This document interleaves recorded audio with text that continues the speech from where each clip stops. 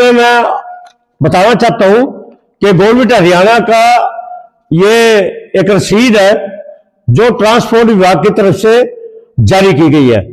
यानी कि किसान को अपना ट्रैक्टर 10 साल के बाद, 15 साल के बाद, 20 साल के बाद जो उसको रिन्यू करवाना पड़ेगा तो उसने भारी भरकम फीस चुकानी पड़ेगी। यानी कि 1,000 रुपए से अब ये 10,400 के करीब ये फीस कर दी गई है। सरकार किसी भी मायने में हमें दिखाई नहीं दे रही कि किसानों की भलाई के लिए हो। अगर खेत में पराली का मामला हो तो किसान को जेल भेज दो, मंडी में किसान जाए तो उसको लूट लो। कहीं भी किसी भी स्तर पर किसान आज सुरक्षित नहीं है। मैं मुख्यमंत्री जी से एक बात पूछना चाहता हूं, मुख्यमंत्री जी आप चाहते क्या हो?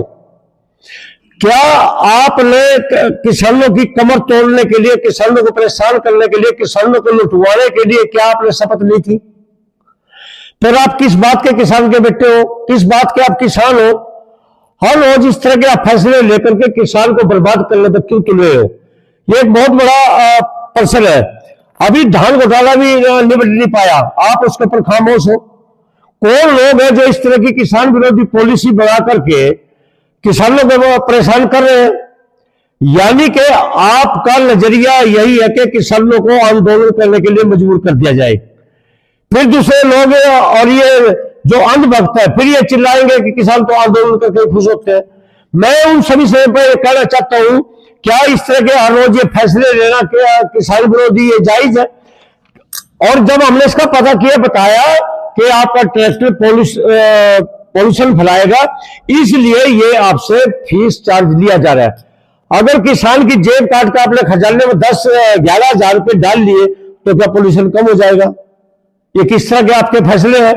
फिर मैं ये बताना चाहूंगा, ट्रैक्टर को सड़कों पर चलते हैं, ये खेत में चलते हैं, साल में कितने घंटे चलते हैं आपको इस बात का मालूम नहीं है। और ऐसे मौसम में चलते हैं जबकि इतना पॉल्यूशन का जोर भी नहीं होता। कितना अगर साल में 150 घंटे 200 घंटे ट्रैक्टर चल गया खेत में तो उसे कितना पॉल्यूशन हुआ बताइए आप?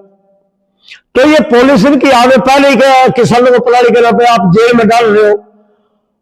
और अब दूसरा तरीका आपने ट्रैक्टर पकड़ लिया। ट्रैक्टर खेती करने का साधन है, फैक्ट्री नहीं है। ये देश में अन्न खिलाने वाला एक साधन है, आपने उस पर अत्याचार शुरू कर दिया।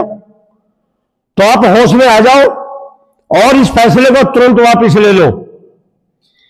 आप जो मंडियों में 4,000 करोड़ का इतना बड़ा घोटाला हो गया, ना तो आपकी सरकार का मंत्री नागर है, आज तक उसने कहीं दौरा किया।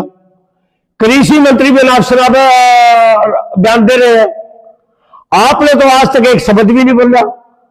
और इस तरह से यह लगता है कि आप किसान वर्ग को मजबूर करना चाहते हो, आप आर्थिक तौर से उनकी कमर तोड़ना चाहते हो। आपने किसान की भलाई करने के बाद आप तो किसानों की चूड़ी टाइट करने पर लग गए।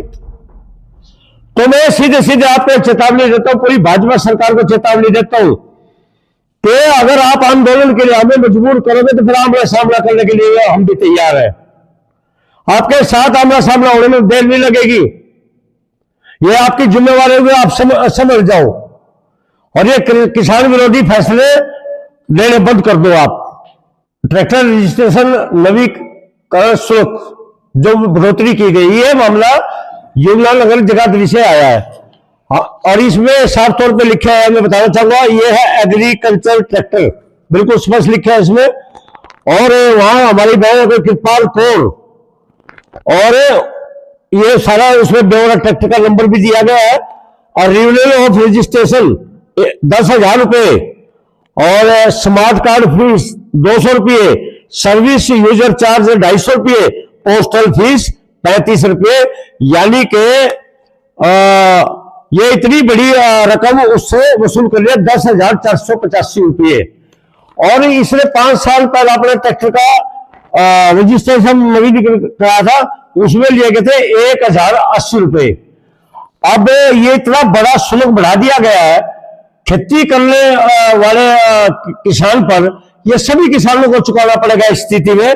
तो ये अब उसे 20 नवंबर 2025 को जब रिन्यू करवाया तो उन्हें चुकाने पड़े 10,485 रुपये। तो इस बात का मतलब क्या है?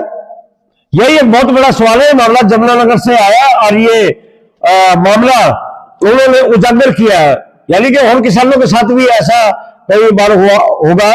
और हमें इसी को वापस लेने के लिए सरकार से अपना दबाव बना करके कहना चाहते हैं कि तुरंत इस फैसले को लो। मैं ये समझना चाहता हूं कि कृषि मंत्री श्याम सिंह राणा किसान, नायब सिंह सैनी मुख्यमंत्री हरियाणा किसान, और ये दोनों प्रमुख पदों पर बैठने वाले दोनों किसान है। थारे कुर्सी में बैठने में इतने बड़े अत्याचार क्यों हो भाई? और फिर आप कहते हो कि किसान तो खुश है, किसान हमारी बात को मानते हैं। कौन सा किसान हमें 10,000 रुपये बात है तेरी बात न मानने का? कौन हो? ये इस तरह की अफवाहबाजी छोड़ दो और सीधे सीधे होकर के किसान के भलाई के काम करो, अन्यथा आपने इसका बहुत बड़ा खामियाजा भुगतना पड़ेगा।